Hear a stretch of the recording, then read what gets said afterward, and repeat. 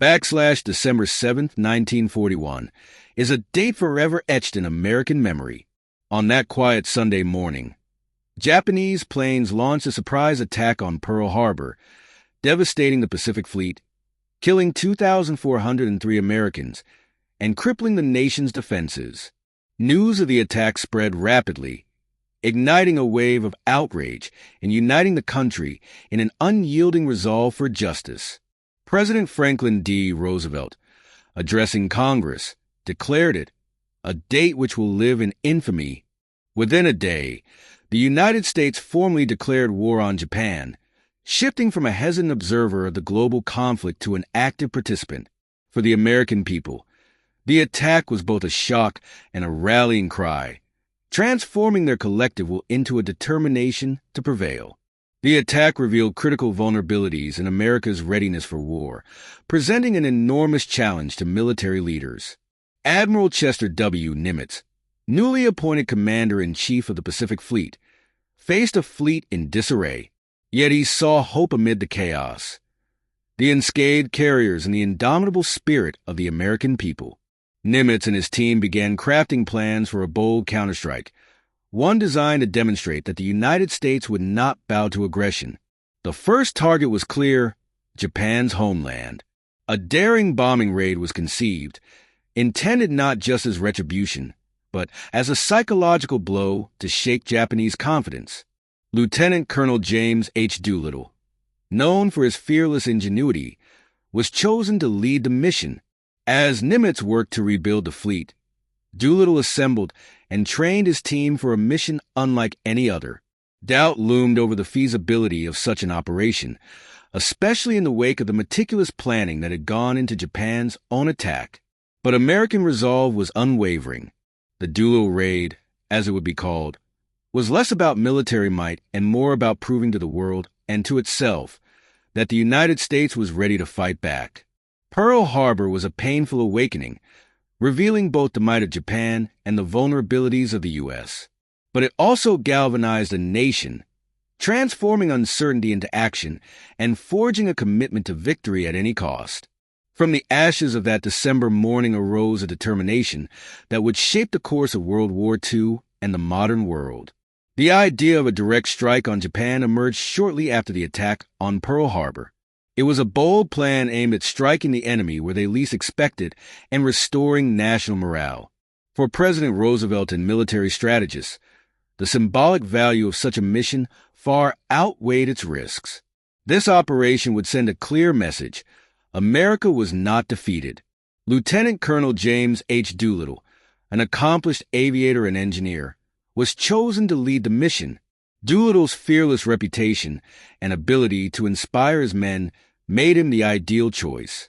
The mission hinged on a daring concept: launching medium bombers from an aircraft carrier, a feat never before attempted. The B-25 Mitchell was modified for the task. Weight was reduced, defensive equipment replaced with lighter materials, and additional fuel tanks installed to extend range. As technical adjustments were underway, Doolittle assembled his team from the 17 Bombardment Group, whose volunteers understood the mission's peril. Training at Eglin Field focused on short takeoffs, precision navigation, and combat readiness. The team worked in secrecy, honing their skills for a mission that demanded absolute precision. The USS Hornet was selected as the launch platform, its deck modified to carry 16 bombers. Task Force 16, led by Admiral William Halsey, would escort the carrier deep into enemy waters. Allies played a vital role. Britain provided intelligence on Japanese defenses, and China prepared to assist airmen after the raid, establishing safe zones and evacuation routes. By April 2, 1942, the USS Hornet departed San Francisco, carrying the bombers toward their historic mission. The fleet maintained strict radio silence, and even the sailors were unaware of their objective until they neared Japan. When the men learned their target, their determination solidified, knowing they carried the hopes of a nation. The Doolittle Raid was more than a military operation.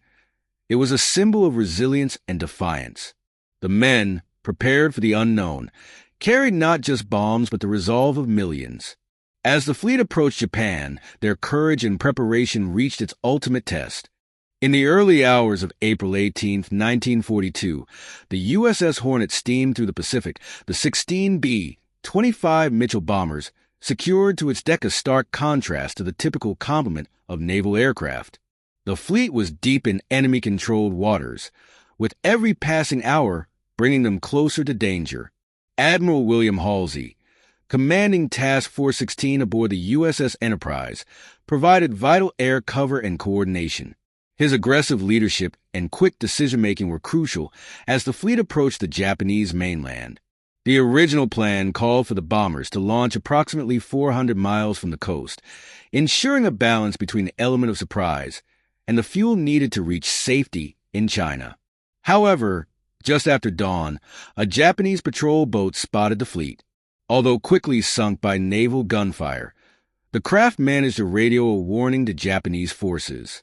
The risk of an impending counterattack left the Americans with no choice but to act prematurely. Lieutenant Colonel James Doolittle, true to his reputation for boldness, decided to launch immediately 650 miles from Japan. The crew of the Hornet scrambled into action. Deck crews worked with precision, removing tie-downs and conducting final checks on each aircraft. Doolittle's plane was the first to taxi into position. With limited room for error on the carrier's narrow deck, every takeoff carried immense risk. The pilots, however, were well prepared, having rehearsed countless times under similar conditions. As Doolittle's B-25 sped down the deck and lifted into the air, cheers erupted from the ship's crew, a rare moment of jubilation in the tense operation. One by one, the remaining bombers followed suit, their engines roaring as they took to the skies. The sight of the lumbering B-25s launching from a carrier, a feat many had deemed impossible, was a testament to American ingenuity and determination. Once airborne, the bombers formed loose formations, maintaining radio silence to avoid detection. Flying low over the Pacific to evade radar, the planes approached their targets: Tokyo, Nagoya, Osaka, and other key industrial cities. The pilots navigated through shifting weather patterns and the constant threat of enemy interception. Japanese air defenses, though formidable, were caught off guard.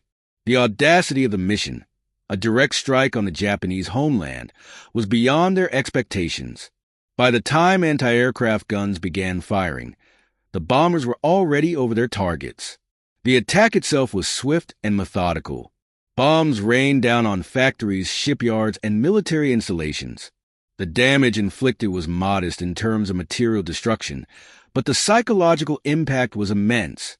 The Japanese populace, previously assured of their nation's invulnerability, now faced the chilling reality of war brought to their doorstep. Fires burned across Tokyo as the bombers made their escape, their crews relieved to have completed their missions. The journey to safety, however, was fraught with peril. The bombers, low on fuel after their extended takeoff, struggled to reach their intended landing sites in China. Turbulence, darkness, and exhaustion tested the limits of the crew's endurance.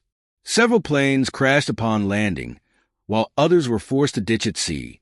Chinese villagers and resistance fighters provided aid to the airmen, often at great personal risk. Doolittle himself parachuted into hostile territory, later regrouping with his crew. Not all the raiders were so fortunate. 8 airmen were captured by Japanese forces, enduring brutal interrogations and harsh conditions. 3 were executed, a grim reminder of the stakes involved in the mission. Despite these losses, the raid was considered a resounding success. It demonstrated American resolve and ingenuity while undermining Japanese confidence. For Doolittle, initially fearing court-martial for the loss of his planes, the mission instead earned him the Medal of Honor and secured his place in history. The Hornet and its escort group, meanwhile, turned back towards safer waters, narrowly avoiding Japanese retaliation. Admiral Halsey's task force faced mounting pressure as Japanese reconnaissance planes combed the Pacific, but their swift retreat and expert coordination allowed them to escape unscathed. For the Japanese leadership, the raid was a humiliating blow. Their air defenses had failed, and the attack exposed vulnerabilities in their homeland security. The psychological shock was compounded by the realization that their aggressive expansion had provoked a capable and determined enemy. The Imperial Navy, initially focused on consolidating territorial gains, now faced pressure to mount a decisive response. As the Doolittle Raiders reunited in China, their achievement resonated across the Allied world. Newspapers hailed the raid as a daring counterstrike, and the American public celebrated the long-awaited reprisal. Though modest in scale, the operation was a critical turning point, shifting the narrative of the war in the Pacific. It was proof that the United States, battered but unbroken, had the means and will to fight back. The Doolittle Raid struck Japan like a thunderbolt, shattering illusions of invulnerability. While the material damage was modest, its psychological and strategic impact was profound. For the first time, the Japanese mainland was attacked, prompting urgent reassessments by military leaders. Emperor Hirohito and Prime Minister Hideki Tojo convened emergency meetings, grappling with how the Americans had penetrated so deeply. The raid exposed weaknesses in Japan's air and coastal defenses, spurring rapid shifts in strategy, including strengthened radar systems and fortified defenses, moves that stretched Japan's already strained resources. The raid's psychological effect was equally transformative for Americans. News of the daring mission uplifted a nation still reeling from Pearl Harbor, with the Doolittle Raiders hailed as heroes. Recruitment surged, and President Franklin D. Roosevelt bolstered morale by famously quipping that the bombers had launched from Shangri-La. This operation underscored the importance of American innovation and industrial might, as factories ramped up production to fuel the war effort. For the Japanese, the raid's implications extended far beyond its immediate impact. Admiral Isoroku Yamamoto recognized the raid as a harbinger of future threats, accelerating plans for the pivotal Battle of Midway. Yamamoto's strategy aimed to lure the U.S. Navy into a decisive battle, but the raid had already shifted the momentum, placing Japan on the defensive. In China, the aftermath was grim. The Doolittle Raiders who crash-landed relied on Chinese villagers for rescue, a bravery met with brutal reprisals. Japan's military launched the Zhujiangjiangxi campaign, razing villages and killing tens of thousands, further galvanizing Chinese resistance and exposing the ruthlessness of Japan's war tactics. The raid also highlighted the critical importance of Allied cooperation. China's role in recovering airmen and Britain's intelligence sharing underscored the collective effort required to counter Japan. No single nation could achieve victory alone. The raid symbolized the unity and resolve of the Allied strategy. For the Doolittle Raiders, the mission marked the beginning of a harrowing ordeal. While most returned safely, some were captured and endured torture, with 3 executed. Their bravery became a rallying cry for the war effort, embodying the resilience and sacrifice of those fighting tyranny. The Doolittle Raid's legacy lies in its profound strategic and psychological effects. It forced Japan to reallocate resources, demonstrated American resolve, and proved that ingenuity and courage could achieve victory against the odds. Above all, it was a clear statement. America was fully committed to winning the war, a determination that would shape the Pacific theater in the years to come. The Doolittle Raid rallied Japan's military confidence, hastening plans for a decisive confrontation. Admiral Isoroku Yamamoto, architect of the Pearl Harbor attack, aimed to lure the U.S. Navy into a trap at Midway Atoll, a critical outpost in the Pacific. Capturing Midway would extend Japan's defensive perimeter and demoralize the Americans. However, Yamamoto's plans were compromised. U.S. cryptographers had broken the Japanese naval code Jan 25, uncovering the operation, codenamed MI. To confirm Midway as the target, Commander Joseph Rockefeller's team devised a clever ruse, leading Japan to reference a water shortage at their objective. Armed with this intelligence, Admiral Chester W. Nimitz prepared a daring ambush.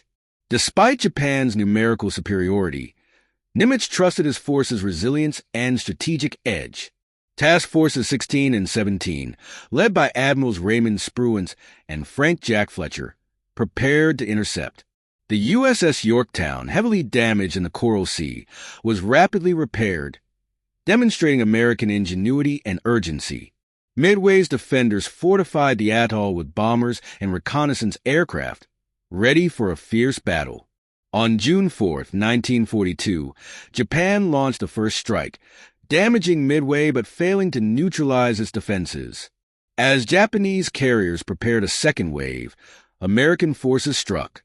Torpedo bombers, though suffering heavy losses, drew Japanese fighters down, leaving the carriers vulnerable. This opening allowed dive bombers to strike decisively, sinking Akagi, Kaga, and Soryu. Japan's lone carrier, Hiryu, launched a counterattack, crippling the USS Yorktown, but was soon destroyed by another American assault. The Battle of Midway was a catastrophic defeat for Japan. For carriers, 250 aircraft and many experienced pilots were lost, dealing a blow from which their naval aviation would never recover. For the U.S., the victory marked a turning point, halting Japanese expansion and shifting the balance of power in the Pacific. The battle highlighted extraordinary heroism. Pilots like Lieutenant Commander John Waldron, who sacrificed his squadron to pave the way for victory, embodied the courage that defined the engagement. Admiral Nimitz's leadership and reliance on intelligence were pivotal, while Spruance's cautious strategy ensured sustained pressure on the Japanese fleet.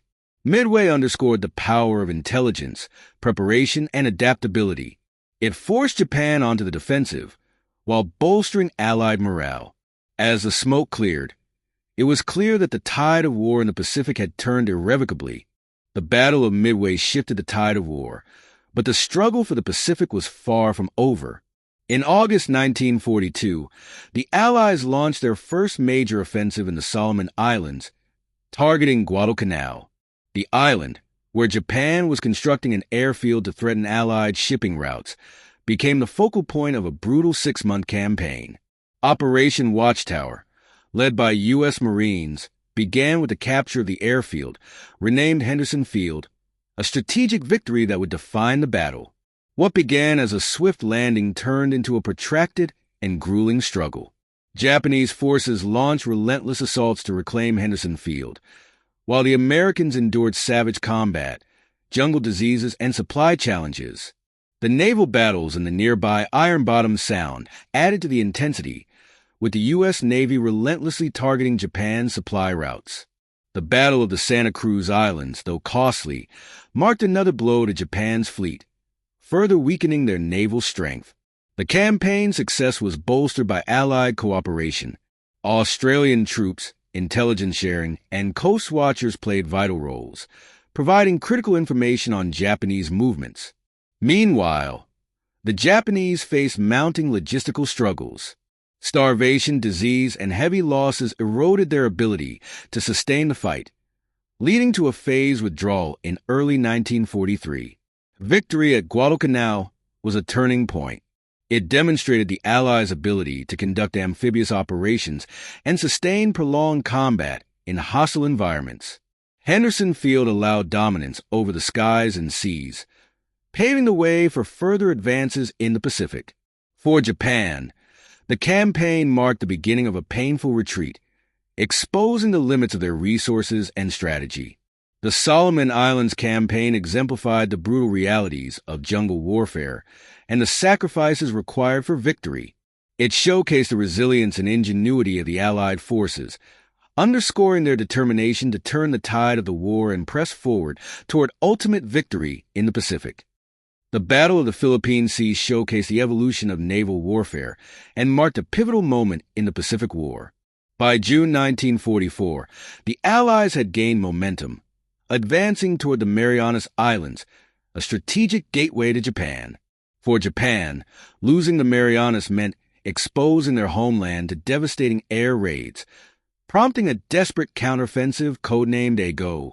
The Japanese Combined Fleet, under Admiral Soma Toyota, committed nearly all its carriers to the battle, while the U.S. Navy, led by Admiral Raymond Spruance, prepared for confrontation. The stakes were immense.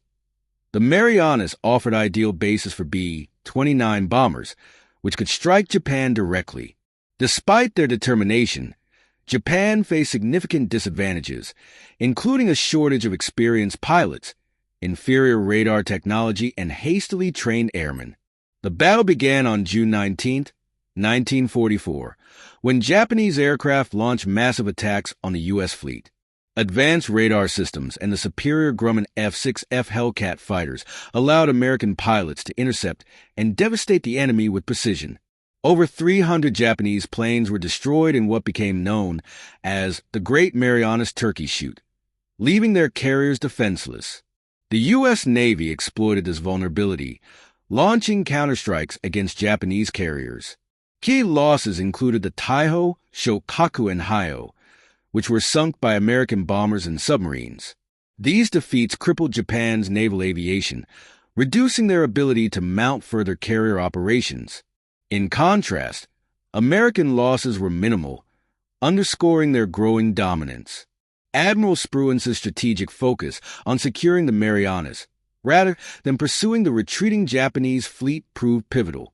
This cautious but effective approach ensured the success of the Marianas campaign, with Saipan falling to U.S. forces by early July. From these newly secured islands, B-29 bombers began targeting Japan, bringing the war to its doorstep. The Battle of the Philippine Sea was a disaster for Japan, marking the effective end of their carrier-based offensive power. For the United States, it solidified naval supremacy and paved the way for future offensives, including the invasions of the Philippines and Okinawa. Strategically, it demonstrated the dominance of aircraft carriers in modern naval warfare and the resilience of the Allied forces. As the battle concluded, it became clear that Japan's defeat was inevitable. The U.S. Navy's overwhelming superiority had turned the tide of the Pacific War, accelerating the path toward victory. The Pacific theater of World War II was a crucible of relentless ground combat. Beyond naval and aerial battles, the grueling jungle warfare tested the resilience, adaptability, and determination of both American and Japanese forces. The Allies' island-hopping strategy, launched by mid-1943, aimed to bypass heavily fortified Japanese positions and capture key islands as staging grounds for advancing toward Japan. Guadalcanal marked a pivotal battle in this phase. In August 1942, U.S. Marines launched an amphibious assault, seizing Henderson Field, a key airstrip vital to controlling supply routes in the Solomon Islands. What began as a swift operation turned into a 6-month struggle, with relentless Japanese counterattacks, night raids, and disease taking a heavy toll on both sides. The Battle of Bloody Ridge in September 1942 exemplified the campaign's brutality, as outnumbered Marines held their ground against fierce Japanese assaults. Logistics proved decisive. The U.S. Navy and Merchant Marine ensured a steady flow of supplies despite constant threats from Japanese submarines and aircraft. Australian forces played a critical role, providing intelligence and manpower. Meanwhile, Japan's strained supply lines and attritional losses led to starvation and disease among their isolated troops, culminating in a phased withdrawal from Guadalcanal in early 1943. Other theaters, like New Guinea, mirrored these challenges. Allied forces, including Australians, battled through treacherous terrain to overcome entrenched Japanese positions along the Kokoda Tract. In the Philippines, General Douglas MacArthur's return in 1944 fulfilled his famous promise. The liberation of Manila, though vital, underscored the war's devastation as urban combat turned the city into a battlefield. Throughout the Pacific, mechanized warfare gained prominence. Sherman tanks, initially unsuited for jungle combat, became invaluable in breaking Japanese fortifications, while artillery and flamethrowers proved essential against tunnels and bunkers. Japanese forces, cut off from reinforcements, resorted to suicide attacks and booby traps, reflecting the psychological toll of the campaign. Heroism defined these battles. Figures like Sergeant John Basilone, who defended his machine gun position against overwhelming odds, embodied the grit and sacrifice of the Allies. Each island captured brought the Allies closer to Japan, depleting enemy resources and morale. By the end of 1944, Japan's war machine was stretched to its breaking point. facing internal hardships and relentless Allied bombing. The Pacific ground campaigns demonstrated the interplay of strategy, logistics, and human resilience. They forged new leaders and soldiers while laying the groundwork for ultimate victory, underscoring the immense sacrifices required to secure freedom. The broader Allied effort in the Pacific was instrumental in weakening Japan's war machine. Britain and its Commonwealth allies played crucial roles in securing key territories, disrupting Japanese supply lines and relieving pressure on U.S. forces, underscoring the importance of multinational collaboration against the Axis powers. In Southeast Asia, British and Commonwealth forces faced immense challenges. Under General William Slim, the British 14th Army countered Japan's advance in Burma, a critical region for Allied supply lines to China. The turning point came in 1944 with the battles of Kohima and Impel, where Allied forces halted Japan's attempt to invade India. Victories here marked the beginning of a successful counteroffensive to reclaim Burma, supported by the vital Doolittle Raid, which sustained Chinese resistance against Japan. In the Pacific, Australian forces were pivotal in halting Japan's southward push, most notably at the Battle of Milne Bay in 1942, where they delivered Japan's first major land defeat.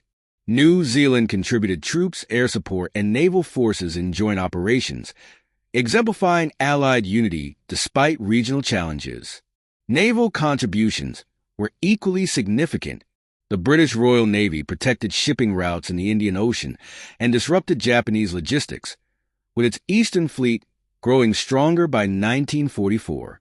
Anti-submarine efforts, led by Commonwealth forces, safeguarded crucial supply convoys across the Pacific and Indian Oceans, while advanced sonar and depth charges neutralized Japan's submarine threat. The Allied war machine relied heavily on industrial and logistical support. Britain's factories, despite the Blitz, produced vital war materials, while women stepped into critical roles, ensuring a steady supply of weapons, ships, and aircraft. Intelligence sharing also proved decisive. British codebreakers at Bletchley Park cracked Japan's naval cipher, JN-25, providing insights that influenced victories like the Battle of Midway. Though often overshadowed by dramatic U.S.-led operations, British and Commonwealth campaigns were essential to the Allied victory. They severed Japanese supply lines, reclaimed key territories, and highlighted the global nature of the conflict. By the end of 1944, these efforts had crippled Japan's capacity to sustain its war, paving the way for final offensives, including Iwo Jima and Okinawa. The contributions of Britain and the Commonwealth are a testament to Allied unity and resilience. Their sacrifices and innovation played a pivotal role in securing victory and shaping a more stable future. The aftermath of the Pacific War reshaped history, highlighting the profound impact of America's response to Pearl Harbor. The culmination of battles, strategies, and sacrifices not only secured victory, but redefined the global order. The war's legacy lies in the lessons of resilience, innovation, and unity forged during the conflict. The Doolittle Raid, though modest in material damage, was a psychological turning point. It shattered Japan's sense of invulnerability, forcing the diversion of critical resources and indirectly paving the way for Allied victories like Midway. For Americans, it was a symbol of hope and defiance, galvanizing national resolve to fight back. Early Pacific campaigns such as Midway, Guadalcanal, and the Solomons demonstrated the power of intelligence, strategy, and adaptability. Midway underscored the importance of information superiority, as Admiral Nimitz used broken Japanese codes to turn the tide of war. Subsequent campaigns tested Allied endurance, refining amphibious tactics and logistical coordination, culminating in decisive operations like Iwo Jima and Okinawa. Allied collaboration was essential. Britain, Australia, China, and other partners played critical roles, from securing Southeast Asia to tying down Japanese forces on the mainland. This unity highlighted the necessity of shared resources and coordinated strategy in overcoming a common threat. The war revealed Japan's strategic vulnerabilities. The attack on Pearl Harbor, though bold, underestimated America's industrial capacity and resilience. Japan's failure to deliver a decisive blow allowed the U.S. to recover and respond with overwhelming force, while internal rivalries hampered Japan's adaptability. Technology and innovation transformed warfare. Aircraft carriers redefined naval strategy, while radar, sonar, and code-breaking provided critical advantages. These advancements not only determined tactical outcomes, but shaped the future of military conflict. The war's legacy extends beyond the battlefield. The founding of the United Nations embodied the collaborative spirit of the Allies, while America's emergence as a global superpower set the stage for post-war leadership. For Japan, the war's end brought profound societal changes, as the nation rebuilt itself with a commitment to peace and economic renewal. The Pacific War offers enduring lessons. It underscored the dangers of unchecked militarism, the importance of international cooperation, and the transformative power of resilience and ingenuity. The sacrifices made during the conflict serve as a reminder of the cost of freedom and the strength found in unity. From the daring Doolittle Raid to the pivotal battles that reshaped the Pacific, these events not only determined the outcome of World War II, but also influenced the trajectory of the modern world. Their legacy continues to inspire efforts to ensure peace and stability on a global scale.